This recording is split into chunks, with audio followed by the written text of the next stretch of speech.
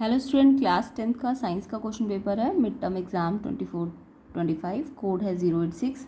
तो जिन बच्चों का ये एग्ज़ाम हो चुका है वो अपने आंसर्स चेक कर सकते हैं, एंड जिनका एग्ज़ाम नहीं हुआ वो उनके लिए इम्पॉर्टेंट है, तो उन्हें अच्छी तरह से देखना है। एंड सीबीएसई बोर्ड के लिए भी इम्पॉर्टेंट है, इसलिए अच्छी तरह से इसको प्रैक्टिस करना है। चलिए स्टार्ट करते हैं इसका सोल्यूशन, एंड कमेंट करके बताना जिनका एग्ज़ाम हो गया कैसा गया। वीडियो को ज़्यादा से ज़्यादा शेयर करना, लाइक करना, एंड नए हो तो सब्सक्राइब कर देना चैनल को। चलिए इसका सेक्शन ए करेंगे। तो पहले इंग्लिश मीडियम को डिस्कस कर लेते हैं।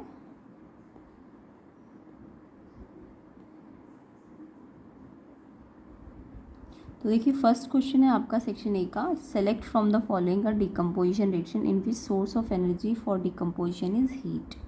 तो यहाँ पे आपको डिकम्पोजिशन रिएक्शन पहले तो ढूंढना है, और फिर ऐसा डिकम्पोजिशन ढूंढना है जो हीट वाला हो, क्योंकि आपको पता है ना डिकम्पोजिशन 3 टाइप के होते हैं। एक होता है आपका हीट वाला, थर्मल हीट है ना, जिसमें हीट एब्जॉर्ब होती है। एक होता है जब सनलाइट एब्जॉर्ब होती है तो उसको हम फोटो डिकम्पोजिशन कहते हैं। और एक होता है जब इलेक्ट्रिसिटी चाहिए होती है रिएक्शन करने के लिए, तो उसको हम इलेक्ट्रोलिसिस कहते हैं ना, इलेक्ट्रोलाइटिक डिकम्पोजिशन। तो 3 टाइप के डिकम्पोजिशन होते हैं। तो यहाँ पे आपको हीट वाला डिकम्पोजिशन ढूंढना है। तो सबसे पहले तो डिकम्पोजिशन का मतलब क्या है, जब एक ब्रेक होके 2 या 3 में ब्रेक हो जाए, कोई भी 1, 2 या 3 में ब्रेक हो जाता है तो उसको हम डिकम्पोजिशन रिएक्शन कहते हैं। तो यहाँ पे अगर मैं वाटर को देखूँ तो वाटर ब्रेक हो गया ना H2 और O2 में, तो ये आपका डिकम्पोजिशन रिएक्शन है। AgBr में देखो, Ag और Br में ब्रेक हो गया है तो ये भी डिकम्पोजिशन रिएक्शन है।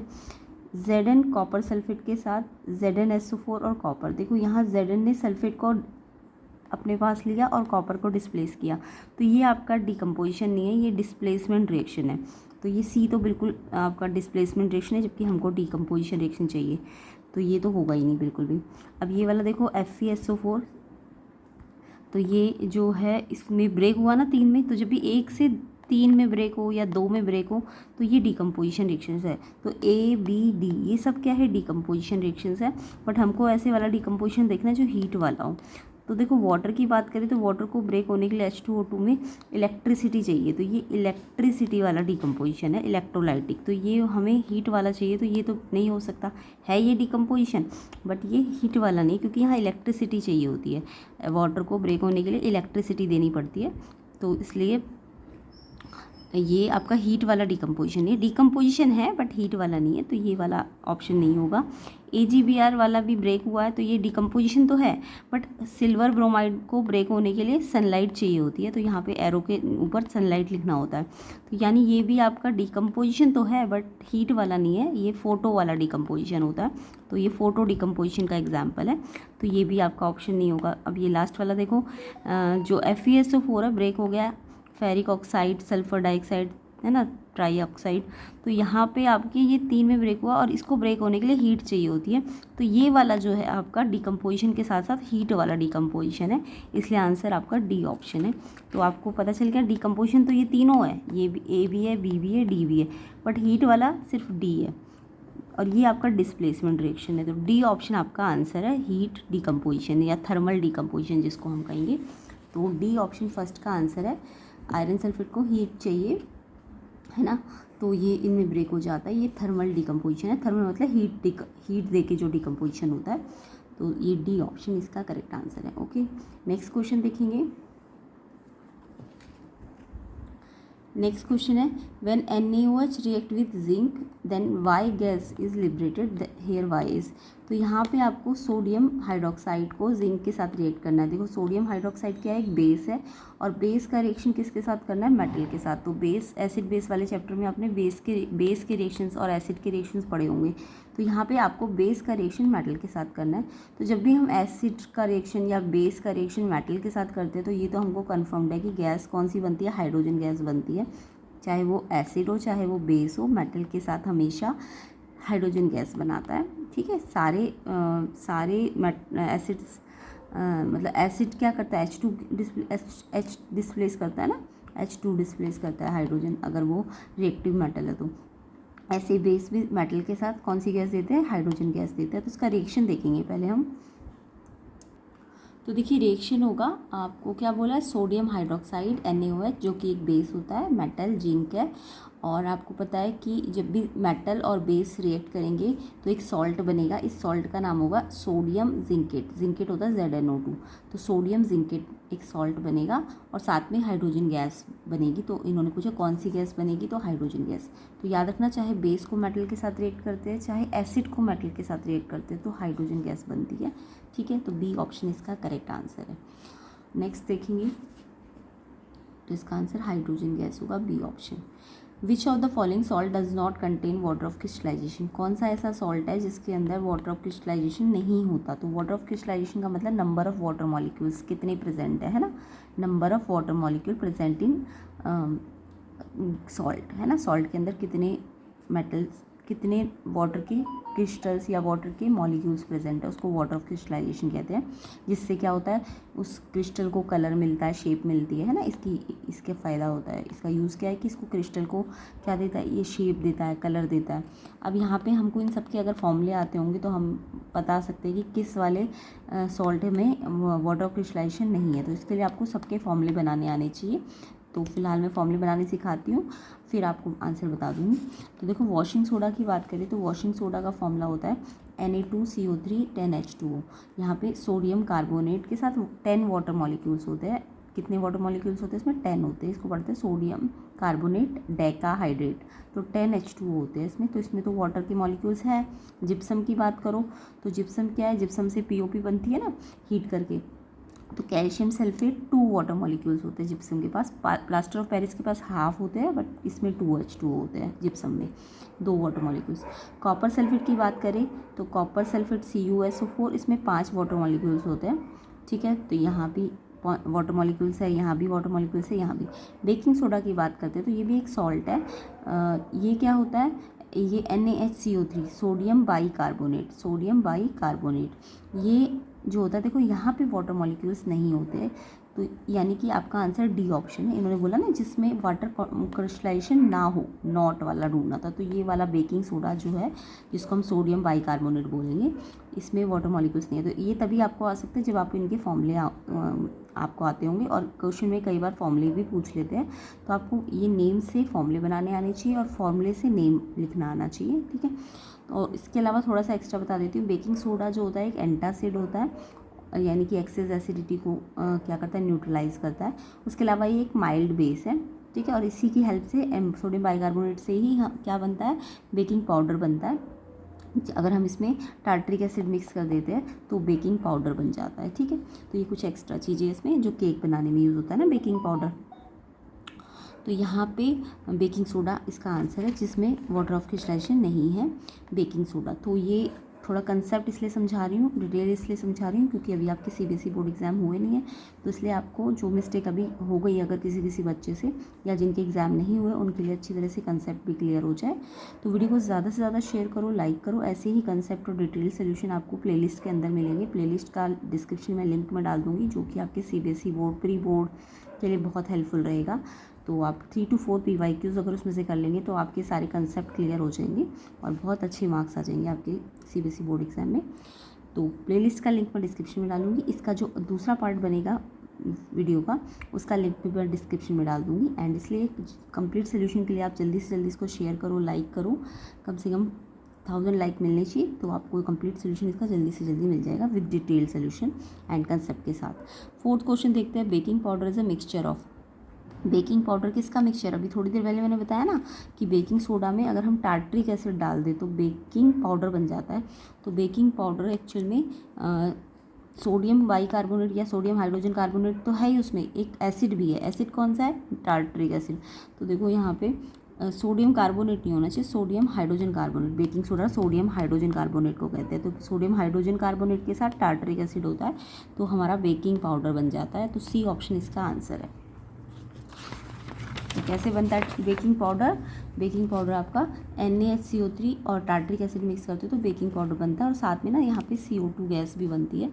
तो CO2 गैस रिलीज़ होती है, तभी वो केक में से CO2 गैस पास होती है तो वो केक फ्लफ़ी हो जाता है। तो ये CO2 बनती है इसमें जब आप टार्ट्रिक एसिड मिक्स कर देते हो सोडियम बाइकार्बोनेट में। यानी ये क्या होता है आपका, ये आपका सोडियम बाइकार्बोनेट क्या है, ये आपका अभी मैंने बताया था ना, ये इसको क्या कहते हैं, ये आपका बेकिंग सोडा होता है। तो बेकिंग पाउडर, बेकिंग सोडा, ये बेकिंग सोडा है, ये बेकिंग सोडा। तो बेकिंग सोडा जो कि एक माइल्ड बेस है, उसमें अगर H+ एसिड डाल दोगे, टार्ट्रिक एसिड एडिबल एसिड होना चाहिए, तो बेकिंग पाउडर बना देगा और वो CO2 गैस रिलीज़ करेगा, जिसके कारण जो केक है वो उसमें फ्लफीनेस आ जाएगी। तो ये केक के प्रिपरेशन का रिएक्शन भी है, केक प्रिपरेशन का रिएक्शन भी है, याद रखना। अगर केक प्रिपरेशन का रिएक्शन आ जाए तो यही वाला रिएक्शन होता है, ठीक है। तो ऑप्शन सी इसका आंसर है कि बेकिंग पाउडर किससे बनता है, इस बेकिंग सोडा और टार्ट्रिक एसिड से। और बेकिंग सोडा को क्या बोलते हैं, सोडियम बाइकार्बोनेट या सोडियम हाइड्रोजन कार्बोनेट। तो सोडियम हाइड्रोजन कार्बोनेट के साथ टार्ट्रिक एसिड होना चाहिए, इसलिए बेकिंग पाउडर है। सी ऑप्शन आंसर है। किस किस बच्चे ने आंसर किया है ये वाला सी ऑप्शन, कमेंट करके बताएंगे, ठीक है। तो नेक्स्ट क्वेश्चन देखते हैं। तो एक बार हिंदी वाले जल्दी से डिस्कस कर लेते हैं। अब यहाँ पे आपको मैंने बताया था वियोजन अभिक्रिया और ऊर्जा का स्रोत ऊष्मा हो, तो यहाँ पे डी ऑप्शन आंसर है, डी इसका आंसर है। नेक्स्ट, Na जिंक के साथ करता है तो वाई गैस, कौन सी गैस, हाइड्रोजन गैस बनती है। किस लवण में क्रिस्टलन का जल नहीं होता, तो ये मैंने अभी बताया था बेकिंग सोडा, डी ऑप्शन है इसका आंसर। नेक्स्ट, बेकिंग पाउडर किस किस का मिश्रण है, तो ये सोडियम हाइड्रोजन कार्बोनेट और टार्ट्रिक अम्ल, सी ऑप्शन आंसर है। नेक्स्ट देखिए, अब नेक्स्ट देखेंगे, an element with atomic number dash will form acidic oxide.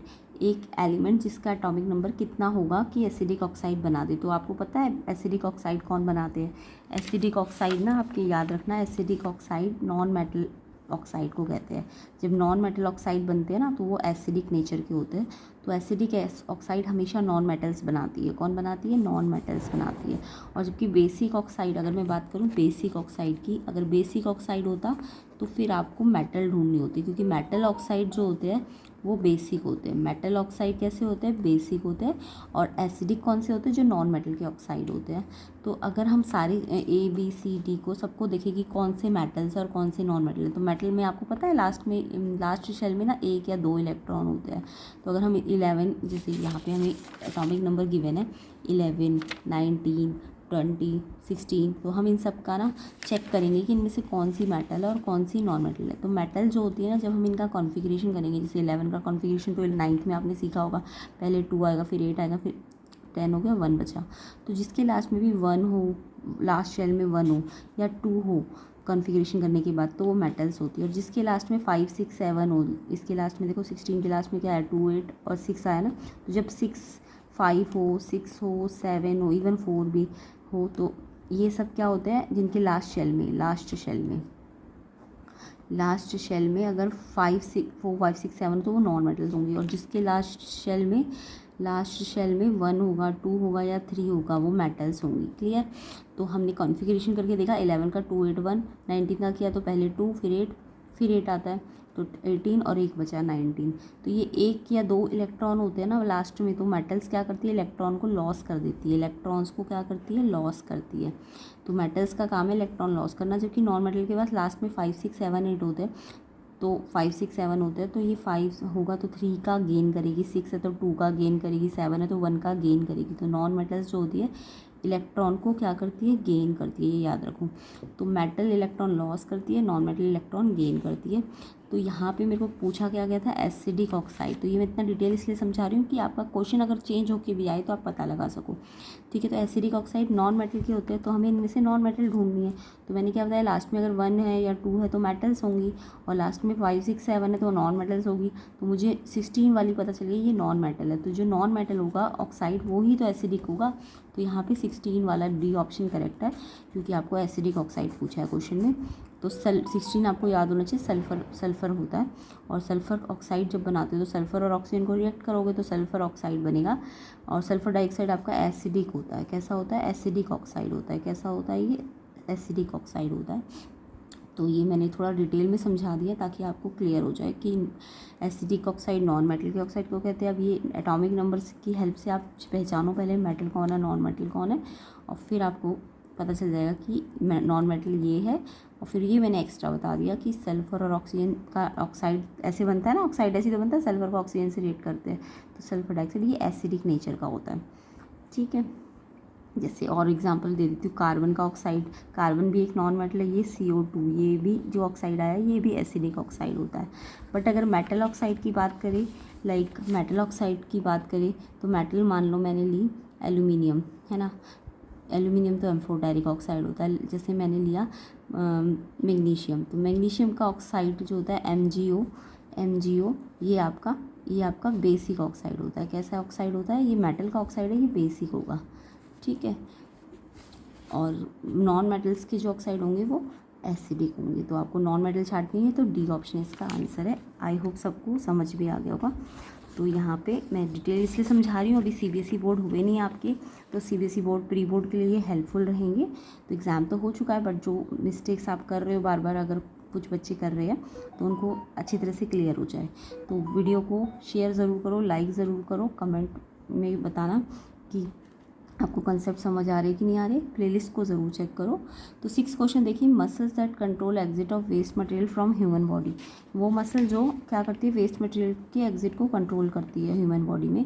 तो इस मसल का नाम है एनल स्फिंक्टर। तो डी ऑप्शन इसका आंसर है। ठीक है, तो इसका फंक्शन भी आपको याद कर लेना कि ये कंट्रोल करती है एग्जिट ऑफ वेस्ट मटेरियल को। तो इसका आंसर है 6 का डी ऑप्शन। ठीक है, नेक्स्ट क्वेश्चन देखते हैं। नेक्स्ट क्वेश्चन है 7th, which of the following pair of organism derive nutrition from plant और एनिमल विदाउट किलिंग देम। कौन सा पेयर ऑफ ऑर्गेनिज्म है जो क्या करता है, न्यूट्रिशन लेता है प्लांट और एनिमल से बिना उनको किल किए, मतलब बिना मारे वो न्यूट्रिशन ले लेता है प्लांट और एनिमल से। तो यहाँ पे है आपका कस्केटा, अमरबेल और टेपवर्म्स। ये सी ऑप्शन इसका करेक्ट है। कस्केटा, अमरबेल जिसको कहते हैं, और टेपवर्म, सी ऑप्शन इसका आंसर है 7th का। नेक्स्ट क्वेश्चन देखेंगे, सेलेक्ट द मिसमैच्ड पेयर। तो मिसमैच्ड पेयर ढूंढना है आपको। Estrogen ovary, thyroxine thyroid gland, adrenaline pituitary gland और इंसुलिन पैंक्रियास। तो यहाँ पे ये हार्मोन और ये ग्लैंड दिए हुए हैं इनके। तो ये तो ठीक है, एस्ट्रोजन ओवरी होता है, थायरॉक्सिन थायराइड ग्लैंड होता है, हार्मोन है थायरॉक्सिन और ये थायराइड इसका ग्लैंड है, यानी ये वाला हार्मोन ये वाला ग्लैंड प्रोड्यूस करता है ना। और इंसुलिन वाला हार्मोन पैंक्रियास। बट ये एड्रेनालाइन वाला मैंने लास्ट टाइम कराया था आपको प्रीवियस वीडियो में कि ये क्या करता है, एड्रेनालाइन ग्लैंड क्या करता है, जितनी भी स्केरी सिचुएशंस होती है, डरावनी सिचुएशंस होती है, उस टाइम पे ये हार्मोन रिलीज़ होता है। और ये पिट्यूटरी ग्लैंड नहीं करता, ये आपका एड्रेनल ग्लैंड करता है। तो ये वाला मिसमैच है। तो ये मैंने डिटेल में प्रीवियस वीडियो में समझाया था आपको, एड्रेनालाइन ग्लैंड का क्या कहा, एड्रेनालाइन हार्मोन किससे रिलीज होता है, एड्रेनल ग्लैंड से। तो पिट्यूटरी जो है इसका गलत मिसमैच है, तो सी ऑप्शन इसका आंसर है। आपको मिस वाला ढूंढना था जो गलत मैच है। ठीक है, तो इसका answer adrenaline hormone pituitary gland नहीं करता, ये आपका एड्रेनल ग्लैंड करता है। ठीक है, तो ये वाला ऑप्शन आपका मिसमैच है। नेक्स्ट क्वेश्चन देखो, तो इससे प्रीवियस वीडियोस भी मैंने बहुत डिटेल कराई है, तो चेक ज़रूर कर लेना। Next, there are many actions in human body which are control by brain. Action such as blood pressure, salivation, vomiting, control by which part of human brain. तो ह्यूमन ब्रेन क्या करता है, कंट्रोल करता है ना बहुत सारे एक्शंस को, जैसे ब्लड प्रेशर, सलाइवेशन, वॉमिटिंग, ये सब कैसे होते हैं, इनवॉलेंट्री एक्शंस होते हैं ना, जो हमारी इच्छा के बिना होते हैं। तो ये जितने भी इनवॉलेंट्री एक्शंस है ह्यूमन ब्रेन का, कौन सा पार्ट करता है, तो ये इसका आंसर है medulla in hind brain. Medulla जो हिंड ब्रेन में होता है, वो वाला जो पार्ट है ब्रेन का, वो क्या करता है, ये सारे एक्शंस को कंट्रोल करता है, वॉमिटिंग, सलाइवेशन, ब्लड प्रेशर। तो इसका आंसर क्या है, medulla in hind brain. D option answer है। किस किस बच्चे ने डी ऑप्शन पे टिक किया कमेंट करके ज़रूर बताना। एंड वीडियो को शेयर करो, लाइक करो ज़्यादा से ज़्यादा। चलिए नेक्स्ट क्वेश्चन देखते हैं। The growth of pollen tube towards the ovules is the example of. जब पोलन ट्यूब की ग्रोथ होती है टूवर्ड्स द ओव्यूल्स, ये किस चीज़ का एग्जाम्पल है, तो ये आपका कीमोट्रोपिज्म है, कीमोट्रोपिज्म। तो इसका आंसर क्या है, 10th का बी, कीमोट्रोपिज्म। ठीक है, इसके बारे में इसको डिफाइन करना पढ़ लेना आप, कीमोट्रोपिज्म क्या होता है। नेक्स्ट देखेंगे, नेक्स्ट है आपका, an object is placed between pole and principal focus of a concave mirror.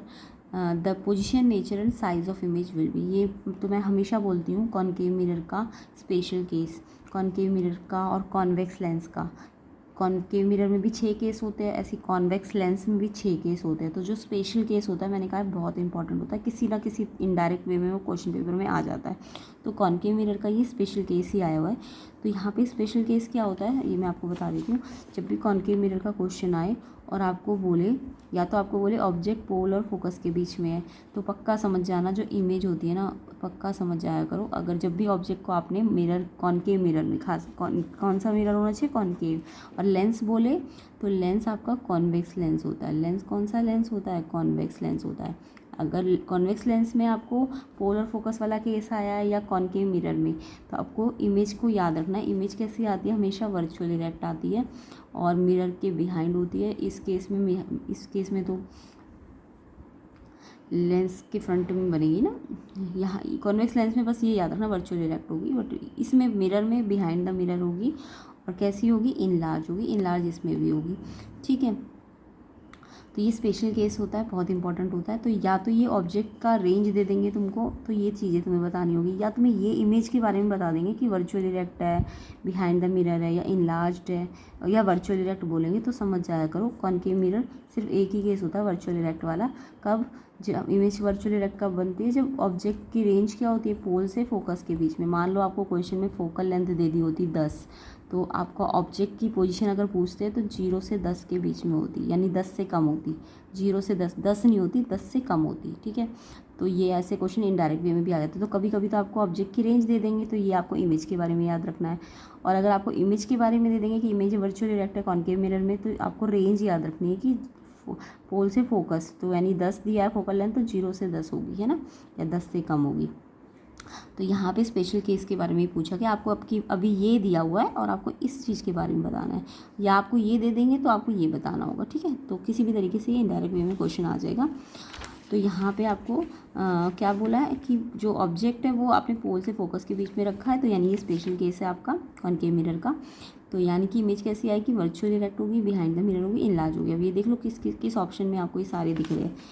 तो आपको ये वाला ऑप्शन, सी वाला ऑप्शन में ये सारी चीज़ें दिख रही है ना, behind the mirror, enlarge, virtual and direct. तो ये आपका आंसर क्या होगा, इसका सी ऑप्शन होगा। ये सारे पॉइंट सी में लिखे हुए हैं, तो ऑप्शन सी इसका आंसर है 11th का। किस किस बच्चे ने इस पर किया। और स्पेशल केस में हर बार कहते हैं इसका रे डायग्राम भी आता है, बहुत इंपॉर्टेंट होता है, इसे करा करो। और रेंज पूछ लेते हैं ऑब्जेक्ट की, तो ये रेंज होती है, अगर जितना फोकल लेंथ है उतनी ही 0 से लेकर उतनी रेंज हो जाएगी। ठीक है, नेक्स्ट देखो, if a light ray coming from denser to rare medium it will bend. ये रूल भी मैंने आपको सिखा रखा था, अगर लाइट डेंसर मीडियम से रेयर पे जाती है तो कहाँ की तरफ बैंड होती है। तो इसको मैंने आपको बताया था कि अगर कोई ये आपका ग्लास है ना, ग्लास, ये ग्लास है, नहीं डेंसर से रेयर पे जा रही है ना, तो ऊपर ग्लास है, ये ग्लास है, डेंसर मतलब ग्लास है मान लो, और एयर पे जा रही है। एयर क्या होती है, रेयर होती है। तो ग्लास से बाहर निकल रही है, ये ग्लास है डेंसर, और ये एयर में जा रही है यानी रेयर पे। डेंसर क्या होता है, जिसमें लाइट की स्पीड कम होती है। तो डेंसर से ये लाइट जो है पहले ये ग्लास को कवर पार करेगी ना, तो बाहर एयर में जाएगी। तो ये लाइट जाना तो ऐसे जाती थी इसके स्ट्रेट पार, तो ये बन रहा है। बट अगर आपने नॉर्मल खींचा, ये नॉर्मल होता है, तो ये लाइट ना अपने एक्चुअल पाथ से थोड़ा सा ना अवे हो जाती है, यानी नॉर्मल से ये अवे हो जाती है, यानी ये आर एंगल जो होगा ना वो आई से बड़ा हो जाएगा, आई आर से छोटा हो जाएगा। तो जब भी लाइट डेंसर से रेयर पे जाती है तो वो अवे फ्रॉम नॉर्मल हो जाती है, ये याद रखना। और अगर उल्टा पूछ ले, रेयर से डेंसर, रेयर से डेंसर, रेयर का मतलब एयर से कहाँ जा रही होगी, ग्लास में अगर जा रही होगी, है ना, तो एयर से ग्लास में जा रही है यानी रेयर से डेंसर में जा रही है, तो लाइट टूवर्ड्स नॉर्मल हो जाती है, लाइट टूवर्ड्स नॉर्मल, ये याद रखना। यहाँ पे आई बड़ा होता है और आर छोटा होता है। तो ये डेंसर से रेयर का केस है, तो अवे फ्रॉम नॉर्मल होगा, आई आर से, आई छोटा होगा और आर देखो अवे हो गया तो आर बड़ा हो गया ना, आर एंगल। तो डेंसर का रिफ्रैक्टिव ज़्यादा होता है, और ये भी याद रखना, और रेयर का रिफ्रैक्टिव कम होता है, ये एक्स्ट्रा चीज़ें बता रही हूँ। और इसलिए रिफ्रैक्टिव ज़्यादा से कम हो रहा है ना, कम हो रहा है, तो इट मीन्स ये ज़्यादा, ये जो है अवे फ्रॉम नॉर्मल हो जाएगा। ठीक है, तो बी ऑप्शन इसका आंसर है 12th का। किस किस बच्चे ने ये आंसर लिखा है कमेंट करके ज़रूर बताना। तो नेक्स्ट क्वेश्चन देखो, तो इसका answer away from the normal है, बी ऑप्शन। अगला क्वेश्चन देखेंगे, the phenomena of scattering of fine beam of sunlight enter through a small hole in smoke filled room is known as. तो आपने देखा होगा आपके जो अंधेरा वाला कमरा होता है, स्मॉल होल होता है, अगर वहाँ खिड़की में एक होल होता है, एक स्मोक फिल्ड रूम में, अंधेरे वाले डार्क रूम में, तो जहाँ स्मॉल होल होता है ना खिड़की में, तो सनलाइट अगर वहाँ से आती है ना, तो आपको ना बीम ना वाइट कलर की आती हुई दिखती है ना। अंधेरे कमरे में बैठ के देखना, खिड़की से अगर सनलाइट आ रही है तो वो बिल्कुल जो पाथ होता है ना वो विजिबल हो जाता है लाइट का। तो इस फिनोमिना को हम टिंडल इफेक्ट कहते हैं। क्या कहते हैं हम इसको? Tyndall effect. डी ऑप्शन इसका आंसर है। ये किसके कारण होता है? जो लाइट के अंदर ना कोलाइडल पार्टिकल्स होते हैं, वो पाथ को क्या कर देते हैं? विजिबल कर देते हैं। तो इसलिए ये जो लाइट का पाथ है वो हमें दिखता है। तो ये फिनोमिना क्या है? Tyndall effect. तो टिंडल इफेक्ट का अगर एग्जाम्पल पूछे तो आप ये एग्जाम्पल भी लिख सकते हो या इसकी डेफिनेशन लिख सकते हो, ठीक है। तो ये टिंडल इफेक्ट के कारण हो रहा है। तो 13 का आंसर डी ऑप्शन है, टिंडल इफेक्ट। नेक्स्ट क्वेश्चन देखेंगे, the change in focal length of an eye lens is called by the action of. जो आई लेंस होता है वो फोकल लेंथ को कभी कम करता है, कभी ज़्यादा करता है। यानी हम कभी पास का देख, फोकल लेंथ ज़्यादा हो जाती है तो हम दूर का देख पाते हैं, और फोकल लेंथ कम हो जाती है तो हम पास का देख पाते हैं। तो हमारी आई जो होती है, कभी भी हम पास का देख पा रहे हैं, कभी भी दूर का। तो जो एबिलिटी है फोकल लेंथ को एडजस्ट करने की, कम या ज़्यादा, उस एबिलिटी को तो हम पावर ऑफ अकोमोडेशन कहते हैं ना। पावर ऑफ अकोमोडेशन क्या? एबिलिटी ऑफ आई लेंस जो है वो क्या करती है? फोकल लेंथ को एडजस्ट करती है, कम या ज़्यादा करके, दूर या पास का दिखाती है हमको। तो उस एबिलिटी को तो हम पावर ऑफ अकोमोडेशन कहते हैं। बट ये होता किसकी हेल्प से? जो फोकल लेंथ एडजस्ट हो रही है, ये सिलियरी मसल्स की हेल्प से होती है। तो ये मैंने बहुत डिटेल में समझा रखा है, प्लेलिस्ट वीडियोस को चेक करना। मिड टर्म की भी बनी है, प्री बोर्ड की भी, और आपकी सीबीएसई बोर्ड की भी। तो उसमें मैंने ये सिलियरी मसल के फंक्शन सिखा रखे कि कैसे कब फोकल लेंथ बढ़ जाती है और कब फोकल लेंथ कम हो जाती है। तो प्लेलिस्ट सेक्शन को ज़रूर चेक करो, आपके सीबीएसई बोर्ड के लिए, प्री बोर्ड के लिए बहुत ज़रूरी है। डिटेल सोल्यूशन होगा, विद कंसेप्ट होगा। तो 14 का आंसर सी है, सिलेरी मसल्स ही फोकल लेंथ को क्या करती है? कम या ज़्यादा करती है। तो सी ऑप्शन इसका आंसर है 14 का। किस किस बच्चे ने सिलेरी मसल लिखा है कमेंट करके बताएंगे। अगला क्वेश्चन देखेंगे, तो जल्दी से एक बार हिंदी मीडियम को कर लेते हैं डिस्कस।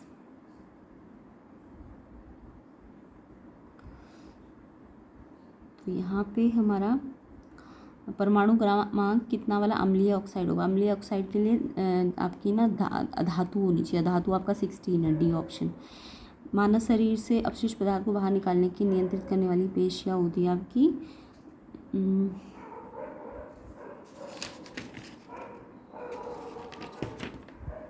इसका आंसर है गुदा अवरोधिनी, ठीक है, डी ऑप्शन है आंसर।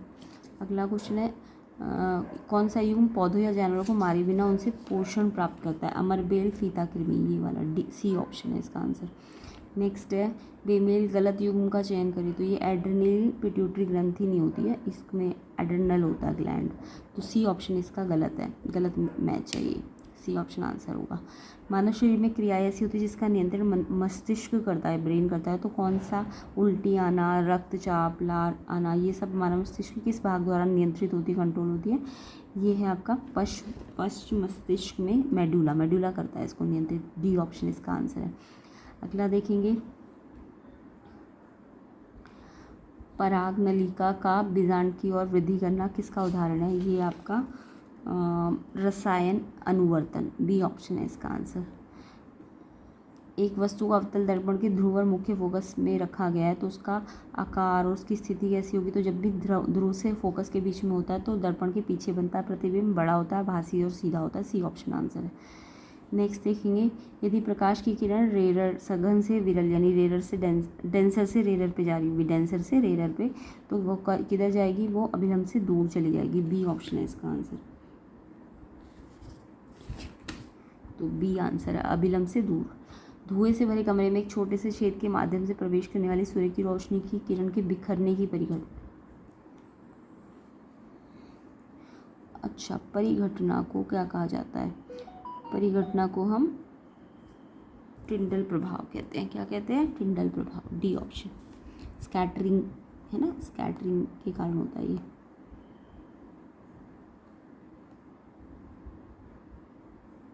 तो टिंडल इफेक्ट है इसका आंसर, स्कैटरिंग के कारण होता है Tyndall effect.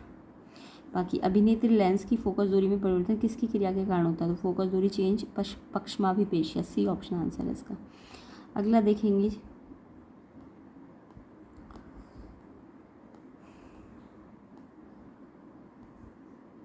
Which of the following is not a component of the ecosystem, ecosystem का जो कंपोनेंट नहीं है, नॉट।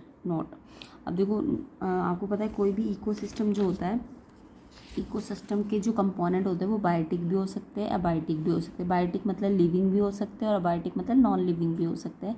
बायोटिक में मतलब जैसे गार्डन हो गया, बर्ड्स हो गई, है ना, ये सब। जैसे एक फॉरेस्ट का एग्जांपल अगर मैं दूँ तो फॉरेस्ट के अंदर देखो प्लांट्स होते हैं, बर्ड्स होती है, एनिमल्स होते हैं, है ना। बट कुछ अबायोटिक फैक्टर भी होते हैं, लाइक माउंटेन्स हो सकते हैं फॉरेस्ट के अंदर, है ना। तो ये अबायोटिक फैक्टर होते हैं जो नॉन लिविंग होते हैं। अबायोटिक वाले नॉन लिविंग होते हैं, बायोटिक वाले लिविंग होते हैं। तो ये दोनों फैक्टर मिला के एक इकोसिस्टम बनाता है। बट जो क्लाइमेटिक फैक्टर होता है वो इसमें इंक्लूड नहीं होता है। क्लाइमेटिक फैक्टर मतलब पॉल्यूटेंट जो होंगे वो इसके अंदर नहीं आएंगे। तो इन्होंने पूछा जो कंपोनेंट ना हो, तो प्रोड्यूसर तो आएंगे, कंज्यूमर्स भी होंगे, डिकम्पोजर्स ये सब फॉरेस्ट के अंदर होंगे ना। प्रोड्यूसर हरे प्लांट होंगे, कंज्यूमर एनिमल्स होंगे, डिकम्पोजर्स भी होंगे, तो ये सब इकोसिस्टम में होंगे। बट पॉल्यूटेंट्स जो होता है एक क्लाइमेटिक फैक्टर है, क्योंकि वो इकोसिस्टम का कंपोनेंट नहीं होता। तो यानी कि पॉल्यूटेंट इसका आंसर है डी ऑप्शन, क्योंकि नॉट बोला है इन्होंने। तो इसका आंसर डी ऑप्शन पॉल्यूटेंट होगा। किस किस बच्चे ने लिखा है कमेंट करके बताएंगे।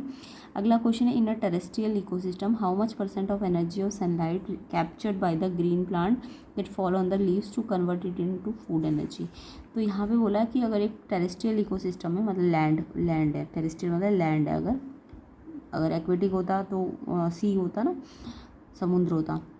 टेरेस्ट्रियल मतलब लैंड है, ज़मीन है। तो उसमें कितना % ऑफ एनर्जी सनलाइट की ग्रीन प्लांट कैप्चर करेंगे, और उस कितने % एनर्जी को कैप्चर करके लीव्स उसको फूड एनर्जी में चेंज कर देंगे। तो यहाँ पे कितना % फूड एनर्जी में चेंज होगा लीव्स के द्वारा। वैसे एब्जॉर्ब तो 10% होता है, 10% लॉ पढ़ा होगा आपने, और 90% एनवायरनमेंट में चला जाता है। लेकिन उन्होंने पूछा कितना % लीव्स फूड एनर्जी में कन्वर्ट करती है। तो लीव्स 1% जो है वो फूड एनर्जी में कन्वर्ट कर पाती है। एब्जॉर्ब तो 10% कर लेती है, बट कितना फूड एनर्जी में कन्वर्ट कर पाती है वो 1% है। तो इसका आंसर 1% होगा, डी ऑप्शन। किस किस बच्चे ने 1% लिखा कमेंट करके बताना, 16 का आंसर। अगला क्वेश्चन देखेंगे एजर्शन रीजन से। तो यहाँ पे आपको पता ही होगा 4 स्टेटमेंट्स होंगी ABCD। तो अगर आपका पहले एजर्शन रीजन को देखो ट्रू है कि फॉल्स है, फिर इन चॉइसेस पे जाना। तो पहले 17 देखते हैं। एजर्शन है कैल्शियम ऑक्साइड और water, calcium hydroxide plus heat. ये रिएक्शन मैंने इतनी बार कराया, इसे प्रीवियस वीडियो में भी कराया, बहुत बार सिखा रखा है। ये कैल्शियम ऑक्साइड होता है, क्विक लाइम वाटर के साथ ऐड करते हो तो ये स्लेट लाइम बन जाता है। ये स्लेट लाइम का फॉर्मूला है कैल्शियम हाइड्रोक्साइड, ठीक है। और साथ में ना हीट निकलती है इस प्रोसेस में। तो जब भी ये रिएक्शन होता है तो हीट निकलती है, हीट रिलीज होने को ही तो एक्सोथर्मिक कहते हैं। हीट रिलीज का मतलब क्या है, एक्सोथर्मिक है, बिल्कुल ठीक है। एजर्शन तो बिल्कुल ठीक है कि ये जो रिएक्शन है जब कैल्शियम ऑक्साइड से कैल्शियम हाइड्रोक्साइड बनता है, ये इसमें हीट निकलती है और ये एक एक्सोथर्मिक रिएक्शन है। इसके अलावा ये एक कॉम्बिनेशन रिएक्शन भी है, अभी आगे आएगा ये क्वेश्चन की कैसा रिएक्शन है। तो ये कॉम्बिनेशन भी है और हीट निकल रही है, तो एक्सोथर्मिक भी है, बिल्कुल ठीक है एजर्शन आपका। बट रीज़न को देखो तो इसमें बोला reason in above reaction heat energy absorb. Heat energy अगर एब्जॉर्ब हो रही है तब तो ये एंडो होना चाहिए था, बट ये तो एंडो थोड़ी ना, यहाँ हीट एनर्जी एब्जॉर्ब थोड़ी ना हो रही है, यहाँ तो रिलीज़ हो रही है। हीट इधर होता है तो रिलीज़ हो रही है, अगर इधर होता है एरो के ऊपर तो फिर एब्जॉर्ब हो रही होती। तो इस रिएक्शन में तो हीट रिलीज़ हो रही है, तभी तो ये एक्सो है, एजर्शन इस यही तो बता रहा है। जबकि यहाँ बोल रहे हैं कि हीट एनर्जी ना एब्जॉर्ब हो रही है, ये गलत बोल रहा है। अगर ये बोलता ना हीट एनर्जी रिलीज़ हो रही है तब तो ये रीज़न ठीक भी होता और एक्सप्लेनेशन वाइज भी ठीक होता, तब आंसर ए ऑप्शन हो जाता अगर ये एब्जॉर्ब की जगह रिलीज़ बोलता। बट यहाँ पे इन्होंने एब्जॉर्ब बोल दिया, एब्जॉर्ब का मतलब तो एंडो हो जाएगा, एंडोथर्मिक, जबकि ये तो ये एक्सोथर्मिक है। तो इसलिए एक्सोथर्मिक मतलब हीट एनर्जी रिलीज़ होना, तो ये बोल रहा है हीट एनर्जी एब्जॉर्ब हो रही, गलत है, रीज़न गलत है। तो इसलिए एजर्शन सही, रीज़न गलत। अब देखो एजर्शन सही होना चाहिए और रीज़न गलत, ये आपका सी ऑप्शन है। तो यानी आंसर सी ऑप्शन हो जाएगा। 18 को देखते हैं। 18 क्वेश्चन है आपका, ventricles of human heart have thicker muscular walls from the atria too. तो जो वेंट्रिकल्स होते हैं ह्यूमन हार्ट में वो उनके पास थिकर मसल वॉल होती है आर्टरिया से। तो यस बिल्कुल ठीक है, थिकर होती है वेंट्रिकल्स की जो वॉल्स होती है। एजर्शन बिल्कुल ठीक है। रीज़न देखो, ventricles have to pump blood into various organ. Ventricles को ब्लड पंप करना होता है अलग अलग ऑर्गन्स में, यस ये भी ठीक है। और ब्लड पंप करने के कारण ही तो उनको ज़्यादा ऑर्गन्स में ब्लड पंप करना है, तो इस कारण से इनकी वॉल्स जो होती है वो थिकर होती है। तो एक्चुअल में ये सही भी है और एक्सप्लेन भी कर रहा है कि थिकर मसल कर वॉल्स क्यों है इनकी, क्योंकि इनको पंप करना होता है ब्लड को। तो एजर्शन भी ठीक है, रीज़न भी ठीक है और एक्सप्लेन भी कर रहा है ये इसको। तो जब ये दोनों ठीक हो, एजर्शन रीज़न और एक्सप्लेनेशन भी ठीक हो, तो इसलिए आंसर ए ऑप्शन हो जाएगा। आंसर क्या हो जाएगा 18 का आपका, 18 का आंसर ए ऑप्शन हो जाएगा क्वेश्चन 18 का। नेक्स्ट क्वेश्चन देखेंगे, एजर्शन है, a person suffering from hypermetropia can not see near by object clearly. तो ये मैंने बहुत डिटेल में पहले भी सिखा रखा है, बहुत बार सिखा रखा है, इससे प्रीवियस वीडियो में भी सिखाया था आपको। हाइपरमेट्रोपिया का मतलब होता है लॉन्ग साइटेडनेस। हाइपरमेट्रोपिया का दूसरा नाम होता है लॉन्ग साइटेडनेस या फार साइटेडनेस। तो फार साइटेडनेस का मतलब दूर का दिखता है, ठीक है। हाइपरमेट्रोपिया मतलब फार साइटेडनेस या फिर लॉन्ग साइटेडनेस, है ना। तो यहाँ पे दूर का दिखता है, फार का तो दिखता है, फार साइटेडनेस है, इसमें फार का दिखता है बट नियर का नहीं दिखता है, ऐसे याद रखा करो उसको। फार साइटेडनेस कहते हैं इसको। तो हाइपरमेट्रोपिया को फार साइटेडनेस कहते हैं, इसका मतलब फार का दूर का दिखता है बट पास का नहीं दिखता। तो क्वेश्चन में यही तो बोल रहा है कि हाइपरमेट्रोपिया में पास का नहीं दिख रहा, नियर बाय ऑब्जेक्ट को नहीं देख पा रहा वो, तो बिल्कुल ठीक है। हाइपरमेट्रोपिया में दूर का दिखता है, पास का नहीं दिखता, तो एजर्शन बिल्कुल ठीक है ना। रीज़न देखो, अ diverging lens is use for correction of hypermetropia I at it can provide additional focusing power required for image formation. क्या इसके लिए इसको ठीक करना है तो इसके लिए डाइवर्जिंग लेंस चाहिए। तो डाइवर्जिंग लेंस आपने पढ़ा होगा, लेंस में डाइवर्जिंग किसको कहते हैं, लेंस में डाइवर्जिंग कॉन्वेक्स लेंस को कहते हैं, ये याद रखना। लेंस में डाइवर्जिंग लेंस कौन सा होता है, अगर मैं बात लेंस की कर रही हूँ ना, तो लेंस में याद रखना डाइवर्जिंग जो होता है वो आपका कॉन्वेक्स लेंस होता है, नहीं सॉरी कॉनकेव लेंस होता है, कॉनकेव। डाइवर्जिंग लेंस ये याद रखना। जबकि मिरर में डाइवर्जिंग आपका कॉन्वेक्स होता है, उल्टा होता है। मिरर में जो डाइवर्जिंग होता है वो कॉन्वेक्स होता है, कॉनकेव। इस पॉइंट को आपको याद रखना है।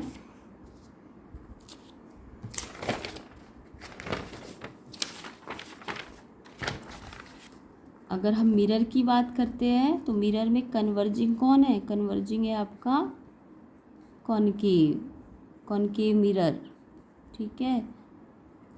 और डाइवर्जिंग कौन है, डाइवर्जिंग आपका कॉन्वेक्स मिरर होता है, ठीक है। बट वहीं अगर हम लेंस की बात कर रहे हैं तो उल्टा हो जाएगा, कन्वर्जिंग आपका कौन सा वाला लेंस हो जाएगा, कॉनकेव की जगह कॉन्वेक्स लेंस हो जाएगा, कन्वर्जिंग। और डाइवर्जिंग लेंस कौन सा हो जाएगा, लेंस में डाइवर्जिंग होता है हमारा concave lens. Concave lens diverge कर देगा, यानी कि कॉनकेव, ये कॉन्वेक्स लेंस है, ये कॉन्वेक्स लेंस है। कॉन्वेक्स लेंस में जितनी भी लाइट रेज आएंगी ना वो प्रिंसिपल एक्सिस से फोकस पे क्या हो जाती है, कन्वर्ज हो जाती है। ये कॉन्वेक्स लेंस है। कॉन्वेक्स लेंस तो क्या कर रहा है, कन्वर्ज कर रहा है ना सारी रेस को, पैरेलल रेस को। और जो डाइवर्जिंग लेंस होता है ये वाला होता है डाइवर्जिंग लेंस, तो ये क्या करता है, ये जितनी भी लाइट रेज यहाँ पे आएंगी तो ये डाइवर्ज कर देगा, ऐसे करके डाइवर्ज कर देगा। तो ये हमारा कॉनकेव लेंस है, और कॉनकेव लेंस क्या करता है, डाइवर्ज कर देता है, ये याद रखना, डाइवर्जिंग लेंस होता है ये।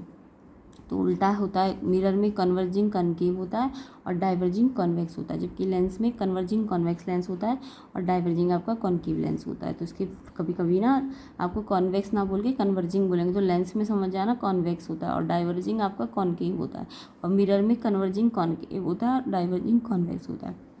कॉन्वेक्स का फोकस पॉजिटिव होता है, चाहे वो लेंस हो चाहे वो मिरर हो। कॉन्वेक्स का फोकस पॉजिटिव होता है और कॉनकेव का फोकस हमेशा नेगेटिव होता है, चाहे वो मिरर हो चाहे वो लेंस हो, ठीक है। ऐसे याद रखा करो इसे। तो अब मैं क्या बता रही थी आपको कि आप हाइपरमेट्रोपिया में पास का नहीं दिखता, बिल्कुल ठीक है। पास का नहीं दिख रहा, इसका मतलब पास का क्यों नहीं दिख रहा, क्योंकि जो आपका ये वाला लेंस है हाइपरमेट्रोपिया का, जो फार साइटेडनेस का मतलब इसकी फोकल लेंथ बढ़ गई है। फोकल लेंथ हाइपरमेट्रोपिया में क्या होती है, बढ़ गई है, इंक्रीज हो गई, इसलिए तो पास का नहीं दिख रहा, दूर का दिख रहा है। फोकल लेंथ बढ़ गई इसलिए दूर का दिखता है, पास का नहीं दिखता। तो अगर फोकल लेंथ बढ़ गई तो उसको मुझे क्या करना है, अगर उसे करेक्शन करना है तो उसे कम करना है ना, इंक्रीज से उसको डिक्रीज़ करना है। तो अगर डिक्रीज़ करना है तो मुझे डाइवर्जिंग लेंस लगाना पड़ेगा कि कन्वर्जिंग लेंस, तो मुझे डिक्रीज़ करना है तो मुझे कन्वर्जिंग लेंस लगाना पड़ेगा, और कन्वर्जिंग लेंस का मतलब कॉन्वेक्स है। याद रखना हाइपरमेट्रोपिया में कॉन्वेक्स लेंस यानी कन्वर्जिंग लेंस लगाना होता है उसको ठीक करने के लिए। तो यहाँ पे कन्वर्जिंग लेंस लगाना है कॉन्वेक्स लेंस को, तो इसलिए ये रीज़न गलत बता रहा है। ये कह रहा है डाइवर्जिंग लेंस लगाना पड़ेगा, कॉनकेव लेंस लगाना पड़ेगा। कॉनकेव तो डाइवर्ज कर देगा ना, तो डाइवर्जिंग नहीं लगाना हमको, तो फोकल लेंथ बढ़ गई उसे कम करना है, तो हमें कन्वर्जिंग लेंस लगा के हम कम कर सकते हैं, तो कॉन्वेक्स लेंस लगाना पड़ेगा। तो यहाँ पे रीज़न गलत है, रीज़न गलत है, इसलिए एजर्शन से ही रीज़न गलत, सी ऑप्शन आंसर हो जाएगा। एजर्शन सही है, रीज़न गलत है, सी ऑप्शन इसका आंसर है। कमेंट करके बताना समझ आ रहा है सबको, एंड वीडियो को शेयर करो ज़्यादा से ज़्यादा, इसका कंप्लीट सोल्यूशन मिलेगा आपको नेक्स्ट पार्ट में। एजर्शन है ecosystem consist of biotic and abiotic component. अभी मैंने थोड़ी देर पहले बताया था इकोसिस्टम बायोटिक और अबायोटिक दोनों कंपोनेंट से बनता है। बायोटिक मतलब लिविंग और अबायोटिक मतलब नॉन लिविंग। तो एजर्शन बिल्कुल ठीक है कि एक इकोसिस्टम बायोटिक और अबायोटिक दोनों से बनता है, बिल्कुल ठीक है। फॉरेस्ट एक नेचुरल इकोसिस्टम है और एक्वेरियम एक आर्टिफिशियल इकोसिस्टम है, ये भी ठीक है। फॉरेस्ट देखो नेचुरली होता है, इसको बनाना थोड़ा ना पड़ता, अपने आप बना होता है, तो ये एक नेचुरल इकोसिस्टम होता है। और जो एक्वेरियम आपके घर में होते हैं जिनमें फिशेज़ वगैरह रखी जाती है, वो एक आर्टिफिशियल इकोसिस्टम होता है, यानी उसे मैन ने बनाया, वो नेचुरल नहीं है, वो नेचर ने नहीं बनाया, वो हमने बनाया है, तो वो एक्वेरियम आर्टिफिशियल इकोसिस्टम है। तो ऐसे भी याद कर लेना, नेचुरल इकोसिस्टम का एग्जाम्पल पूछेंगे तो फॉरेस्ट लिखना, और आर्टिफिशियल इकोसिस्टम का एग्जाम्पल पूछेंगे तो एक्वेरियम। तो ऐसे करके इसको आप एक्स्ट्रा भी याद कर सकते हो। तो एजर्शन भी ठीक है, रीज़न भी सही है, लेकिन इस रीज़न का इससे कुछ लेना देना नहीं है कि ये बायोटिक अबायोटिक क्यों है। बायोटिक अबायोटिक का रीज़न तो ये होता है कि इसमें लिविंग भी होते हैं और नॉन लिविंग भी होते हैं, तब ये इसका एक्सप्लेनेशन होता है। बट अभी फ़िलहाल इसका एक्सप्लेनेशन ठीक नहीं है, सिर्फ स्टेटमेंट ठीक है। तो जब एजर्शन रीज़न सिर्फ ठीक हो, एक्सप्लेनेशन ठीक ना हो, एजर्शन रीज़न सिर्फ ट्रू है बट एक्सप्लेनेशन ट्रू नहीं है, नॉट द करेक्ट एक्सप्लेनेशन, तो बी ऑप्शन आंसर होता है, ठीक है। तो इस तरीके से इसका आंसर क्या हो जाएगा आपका, बी ऑप्शन। कमेंट करके बताना 20 का बी ऑप्शन किस किस बच्चे ने लिखा है। अब इसका सेक्शन बी कर लेते हैं। Right the type of reactions occurs in the following cases. तो यहाँ पे मेरे को रिएक्शन के टाइप पूछे, तो हमें पता है ना 5 टाइप के रिएक्शंस होते हैं। एक होता है आपका कॉम्बिनेशन, एक होता है डीकम्पोजिशन, फिर उसके बाद होता है displacement, double displacement, and last होता है रिडॉक्स। तो आपको यहाँ से पूछा है कि कौन से टाइप का रिएक्शन है, तो पहले आप रिएक्शन को ना बना के देखो, फिर आपको समझ आ जाएगा। तो कैल्शियम ऑक्साइड को किससे मिक्स किया हमने, वाटर से। तो पहले मैं रिएक्शन बनाऊंगी। देखो कैल्शियम ऑक्साइड मैंने कहा था ये बहुत इंपॉर्टेंट रिएक्शन है, कभी हर बार किसी ना किसी तरीके से क्वेश्चन आता है। तो कैल्शियम ऑक्साइड वाटर के साथ रिएक्ट करके कैल्शियम हाइड्रोक्साइड बनाता है और हीट बनती है। अभी मैंने थोड़ी देर पहले इसका क्वेश्चन भी बताया था ना, यहाँ पे आपका क्वेश्चन आया था ये वाला, ये देखो इसका आंसर तो यहीं पर दिया हुआ है। तो यहाँ पर आपको दिख रहा होगा कि कैल्शियम ऑक्साइड और वाटर मिक्स करने से कैल्शियम हाइड्रोक्साइड स्लेट लाइन बनता है और हीट बनती है। हीट मतलब एक्सोथर्मिक हीट रिलीज हो रही है ना, तो एक्सोथर्मिक रिएक्शन है।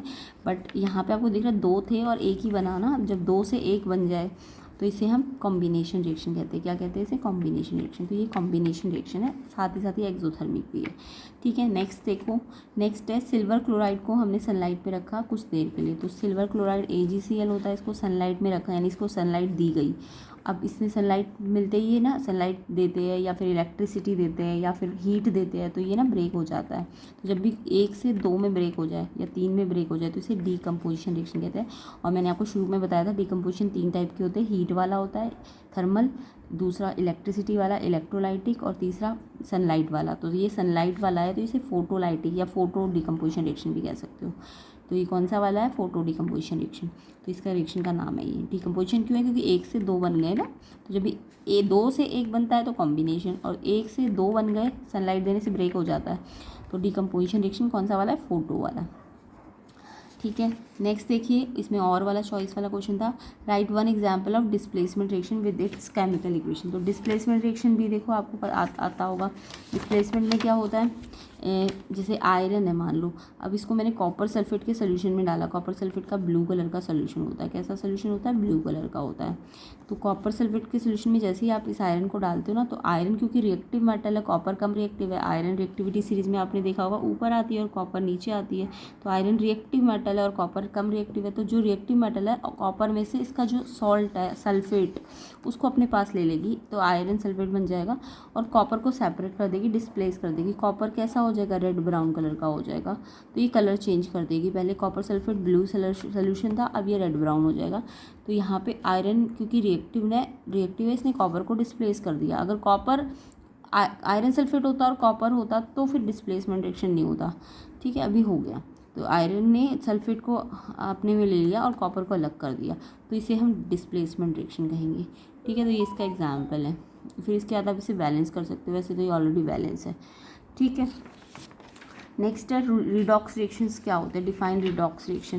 तो यहाँ पे रिडॉक्स रिएक्शन का मतलब होता है ऐसे रिएक्शन जिसमें ऑक्सीडेशन और रिडक्शन, यानी ऑक्सीडेशन भी हो और रिडक्शन दोनों एक साथ हो, बहुत अक्कर साइमल्टेनियसली। तो ऐसे रिएक्शन जिनमें ऑक्सीडेशन के साथ साथ रिडक्शन दोनों हो एक साथ, तो उसको हम रिडॉक्स रिएक्शन कहते हैं, ठीक है। रिडॉक्स अब इसमें आपको अगर ऑक्सीडेशन और रिडक्शन के बारे में आ जाता है, ऑक्सीडेशन क्या है और रिडक्शन क्या है। तो ऑक्सीडेशन क्या है, ये इतना ही आंसर यहाँ तक, बट मैं एक्स्ट्रा बता रही हूँ ये वाले पॉइंट। तो जब हमारा ऑक्सीडेशन कब होगा, जब ऑक्सीजन ऐड हो जाएगी और हाइड्रोजन रिमूव हो जाएगी। और रिडक्शन कब होगा, जब ऑक्सीजन रिमूव हो जाएगी और हाइड्रोजन ऐड हो जाएगी। ठीक है, रिडक्शन मतलब ऑक्सीजन का जाना और हाइड्रोजन का आना, उसको रिडक्शन कहेंगे। और जब ये दोनों एक साथ होते हैं तो फिर उससे रिडॉक्स रिएक्शन कहेंगे। तो ये रिडॉक्स की डेफिनेशन यहाँ से यहाँ तक है। ठीक है, तो ये मैंने और भी प्रीवियस वीडियोज़ में डिटेल में समझाया है रिडॉक्स रिएक्शन, उसको चेक कर लेना। अगला क्वेश्चन देखो, a substance X is of white powder and on mixing with water changes to a hard solid mass Y, जिसमें 2 molecule of water of crystallization होंगे। एक्स एंड वाई को identify करो। देखो यहीं से मुझे पता चल गया कि वाइट पाउडर से तो इतना पता नहीं चला कि एक्स एक वाइट पाउडर है, इसमें वाटर मिक्स करने से ना ये हार्ड मास बन गया। तो ये यहाँ से मुझे हिंट मिल गया कि हार्ड मास मतलब जिप्सम होता है ना, दो मॉलिक्यूल ऑफ वाटर तो जिप्सम में होते हैं। तो यानी कि जो वाई बना है ये जिप्सम है, एक्स से वाई बना है। तो आप खुद सोचो जिप्सम किससे बनता है, प्लास्टर ऑफ पेरिस से। जब आप प्लास्टर ऑफ पेरिस में देखो कैल्शियम सल्फेट हाफ H2O होते हैं, प्लास्टर ऑफ पेरिस में आधे हाफ वाटर मॉलिक्यूल होते हैं। जब आप इसे 1.5 वाटर मॉलिक्यूल दोगे तो इसमें 2 H2O बन जाएंगे, कैल्शियम सल्फेट 2 H2O, तो इसे जिप्सम कहेंगे। ये हार्ड मास होता है, यानी एक्स आपका प्लास्टर ऑफ पेरिस है और वाई आपका जिप्सम है। ये नाम बताना है, X plaster of Paris, Y आपका जिप्सम है। ठीक है, तो ये पहले तो यही पूछा है कि एक्स और वाई क्या है, और उसके बाद ये रिएक्शन बनाई थी एक्स को वाटर में मिक्स करने से वाई की रिएक्शन। तो ये रिएक्शन तो मैंने बनाई दी है। ठीक है, बाकी आंसर दे देना, एक्स आपका प्लास्टर ऑफ पेरिस है और वाई आपका जिप्सम है। Give reason why deer has longer small intestine than tiger. जो डियर होते हैं या फिर हर्बीवोरस होते हैं, उनकी जो इंटेस्टाइन होती है, स्मॉल इंटेस्टाइन, वो लॉन्गर होती है। और जो कार्निवोरस होते हैं उनकी जो इंटेस्टाइन होती है वो छोटी होती है। तो जितने भी हर्बीवोरस, चाहे डियर, काऊ, कोई भी हो, उनकी लॉन्गर स्मॉल इंटेस्टाइन क्यों है कार्निवोरस के कंपैरिजन में। तो इसका आंसर है जो डियर है या काऊ है, जितने भी हर्बीवोरस है, वो क्या करते हैं, वो ग्रास खाते हैं। और ग्रास खाने के लिए ना लॉन्गर स्मॉल इंटेस्टाइन चाहिए, क्योंकि वो उसमें ग्रास के अंदर सेलुलोज होता है और वो इजीली डाइजेस्ट नहीं हो पाता है। तो जो डियर होता है वो ग्रास खाता है और सेलुलोज को डाइजेस्ट करने के लिए इसलिए लॉन्गर स्मॉल इंटेस्टाइन होनी चाहिए।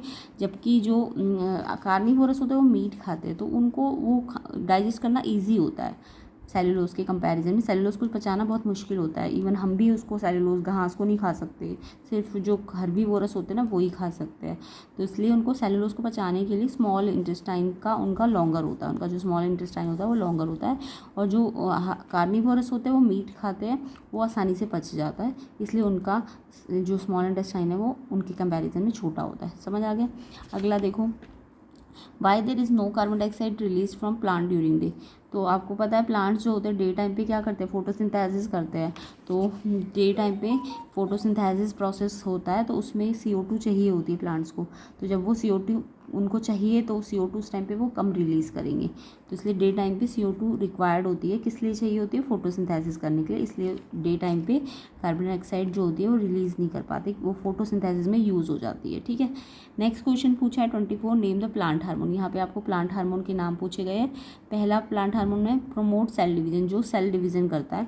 तो सेल डिवीजन आपका साइटोकिनिन्स करता है, KININS ये हार्मोन है, ये क्या करता है। अच्छा, क्वेश्चन ऐसे भी आ सकता है, अगली बार क्या पता ऐसे आ जाए कि आपको ये वाला हार्मोन दे दे और इसका फंक्शन पूछ ले। तो आपको दोनों तरीके से इसे याद करना है कि सेल डिवीजन कौन सा करता है, कौन सा प्लांट हार्मोन, साइटोकिनिन्स। या साइटोकिनिन्स करता क्या है, ये सेल डिवीजन को प्रमोट करता है। ठीक है, दोनों तरीके से इसे याद करना। तो प्री बोर्ड या फाइनल बोर्ड जो CBSE बोर्ड है उनमें कैसे भी क्वेश्चन बन सकते हैं।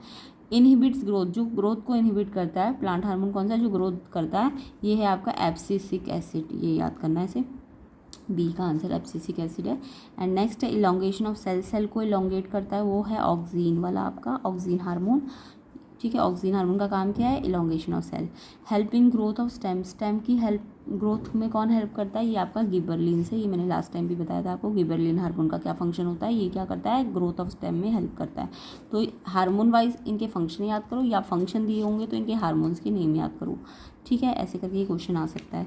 अगला है आपका पार्ट ऑफ ब्रेन, ये ऑप्शन वाला क्वेश्चन है। Name the part of brain which is responsible for following action. कौन सा ब्रेन के पार्ट है जो फॉलोइंग एक्शंस करने में रिस्पॉन्सिबल है। तो ब्रेन हमारा पार्ट्स में बटा होता है, तो कौन कौन सा फंक्शन किस पार्ट का है। तो पहला है beating of heart, heart beat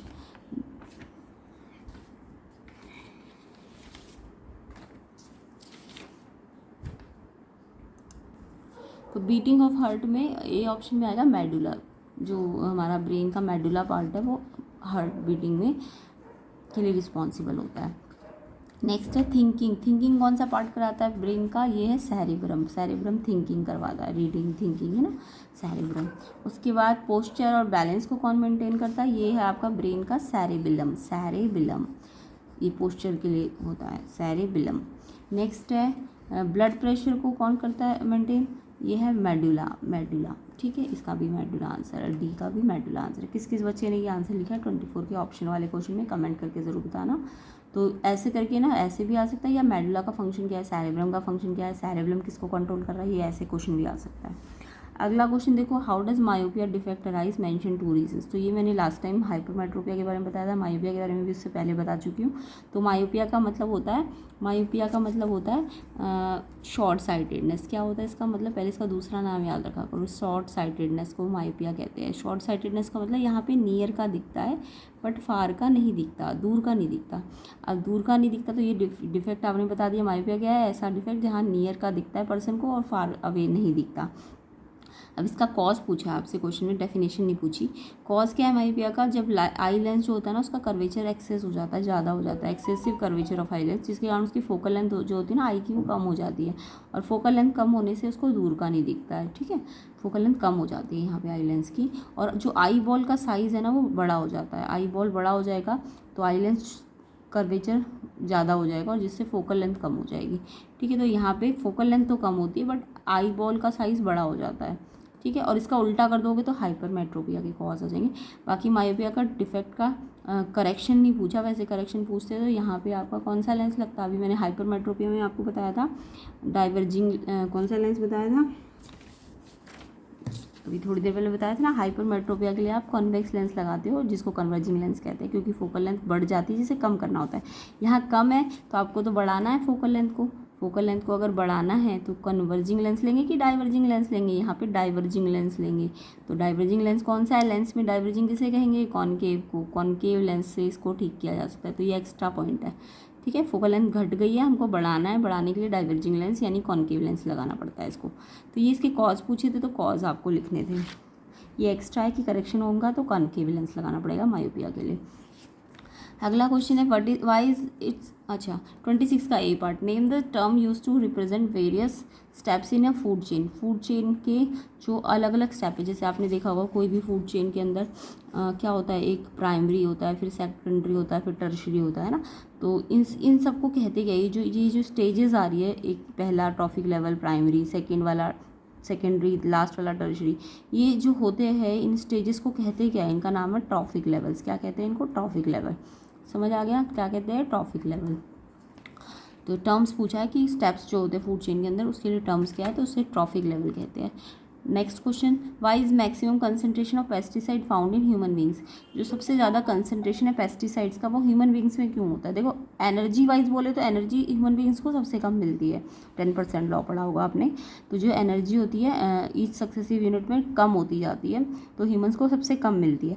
लेकिन जो केमिकल कंसंट्रेशन होता है वो ईच सक्सेसिव ट्रॉफिक लेवल में क्या होता है? बढ़ता जाता है। तो यानी कि ये प्राइमरी, सेकेंडरी, टर्शरी, तो जैसे आप प्राइमरी से टर्शरी पे आते हो, टर्शरी पे आपके ह्यूमंस आते हैं ना, प्राइमरी पे आपकी ग्रास आती है, ग्रास कार्निवोरस, फिर ह्यूमन या ग्रास हर्बीवोरस। ग्रास को कौन खा रहा है? हर्बीवोरस। और फिर यहाँ पे आते हैं कार्निवोरस या ह्यूमंस। तो ह्यूमन सबसे नीचे वाले टॉपिक लेवल पे होते हैं, यानी टॉप मोस्ट कह सकते हो, है ना। तो ग्रास सबसे प्राइमरी होता है, फिर ये टॉप मोस्ट है एक तरह से, या फिर इसे ऐसे बनाना, पहले ग्रास, फिर प्राइमरी, फिर सेकेंडरी और लास्ट में टर्शरी। तो ये सबसे ऊपर वाला टॉप लेवल होता है। तो जो मैक्सिमम कंसंट्रेशन पेस्टिसाइड या केमिकल्स का मैक्सिमम कंसंट्रेशन होता है वो ह्यूमंस में पाया जाता है। रीज़न क्या है इसके पीछे? बायोमैग्निफिकेशन। इसको आप डिफाइन कर सकते हो कि ह्यूमंस जो होते हैं ना वो टॉप में होते हैं फूड चेन में। कहाँ पे होते हैं? टॉप में होते हैं फूड चेन में।